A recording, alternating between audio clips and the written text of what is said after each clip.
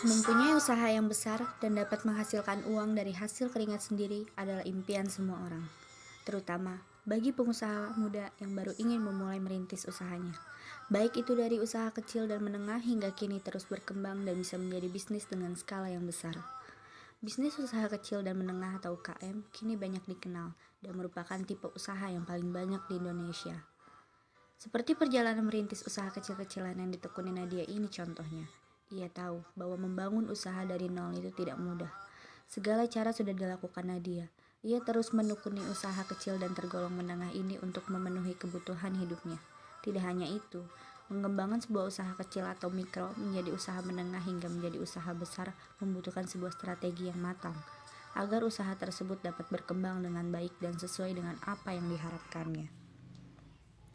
Nama saya Nadia, usia saya 23 tahun. Sebelumnya saya bekerja sebagai buruh cuci. Lalu dari upah buruh cuci tersebut saya menyisihkan sebagian upah saya untuk saya tabung karena saya berniat saya mau punya usaha kelak. Dan sekitar tahun 2016-an saya coba jualan risol, itu risol isi sayuran, terus saya titip-titipin ke warung. Dari yang kecil-kecil dulu saya mulai. Lika-liku kehidupan Nadia merupakan cerminan. Kita memang ditakdirkan dengan beragam porsi yang berbeda-beda, dengan keadaan yang harus dijalani dengan semestinya walau terasa berat. Nadia awalnya memulai bisnis menjual risol isi sayur dengan cara dititipkan ke warung dekat rumahnya saja. Ia setiap 1 kali dalam seminggu menitipkan dagangannya di warung dan berharap mendapatkan keuntungan. Dulu nitipin risol saya di warung-warung dekat rumah saya dulu.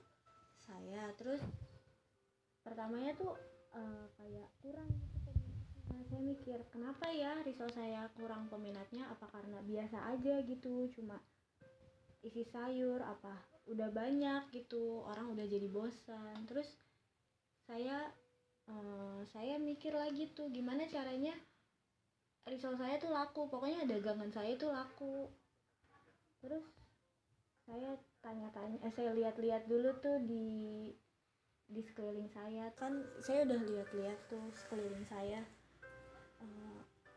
Kayaknya risol isi sayuran tuh kayak udah.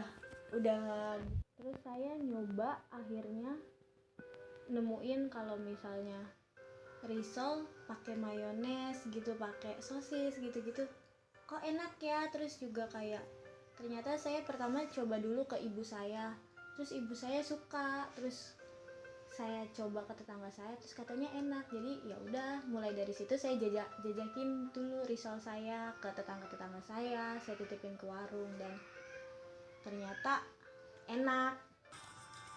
Dan dengan begitu semangat Nadia berjualan dan berkeliling menjual risol-risol buatannya itu. Walau semangatnya hampir saja pupus ketika usahanya dianggap tidak menarik dan terkesan biasa saja. Tetapi Nadia selalu menanamkan dalam dirinya ketika kita terus berusaha, maka suatu saat keberhasilan itu akan datang. Dan ia yakin Tuhan mau mendengar juga melihat usaha dengan sungguh-sungguh, pasti hasilnya akan lebih baik. Kini Nadia memulai kembali memikirkan usahanya harus lebih menarik. Nadia menambahkan isian risolnya dengan sedikit bervariasi, dan hasil yang diperolehnya ternyata sangat menguntungkan. Dan Nadia kali ini sangat merasa puas. Tuh ngerasa bersyukur banget perbuatan saya buat tuh selama ini, kayak membuahkan hasil. Itu usaha saya membuahkan hasil. Dari penjualan risol ini saya sudah memiliki toko sendiri. Dari jualan risol juga saya sudah bisa merubah kehidupan saya. Dari yang saya cuma lulusan SMP, saya dipandang sebelah mata, saya direndahin sama orang karena saya cuma buruh cuci. Tapi dari jualan risol saya bisa merubah kehidupan keluarga saya sangat bersyukur sama Allah. Kalau dari ujian yang dikasih sama Allah itu nggak bakalan pernah bikin saya down dan bikin saya merasa kalau saya beda dari orang-orang lain. Justru kalau saya dikasih ujian ini, saya merasa kalau saya itu istimewa karena saya lebih kuat dari siapapun. Jadi, pelajaran menarik dari pengalaman Nadia ini juga dapat kita jadikan motivasi dan pukulan keras bagi kita yang ingin mencoba merintis usaha kecil-kecilan.